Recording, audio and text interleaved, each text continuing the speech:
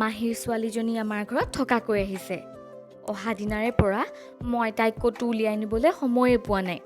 সেয়েহে তাই মোৰ ওপৰত খং। তাইক হেনো অকণমান ক'ৰবাত উলিয়াই নিব লাগে। এয়া দুয়োজনীয়ে এম বজাৰলৈ গ'লোঁ। কাপোৰ চাইছে, একো পচন্দই নহয়। তাইৰ কিবা পচন্দ হওক নহওক, মই মোৰ পচন্দৰ বস্তু পাই গ'লোঁ। মানুহে চাগে ভাবিছে এইজনী ক'ৰ সৰু ছোৱালী। এইবাৰ এখেতে বেগ চোৱাত লাগিল। আপোনালোকৰ বাৰু এনেকুৱা কোনোবা ভণ্টি আছেনে যি আপোনালোকৰ লগত খুব লাগি থাকে?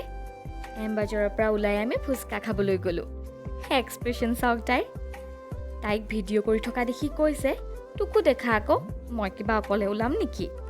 এইবাৰ ম'ম' খাবলৈ আমাৰ বোকাখাটৰ ফেমাছ দিশান পালোগৈ। শেষত এখন পাণ খালোঁ। পাণখন ইমানেই ডাঙৰ যে মুখত ভালকৈ সোমোৱাই নাই। তাই কৈছে তাইৰ হেনো বোলে এতিয়াহে ভাল লাগিছে।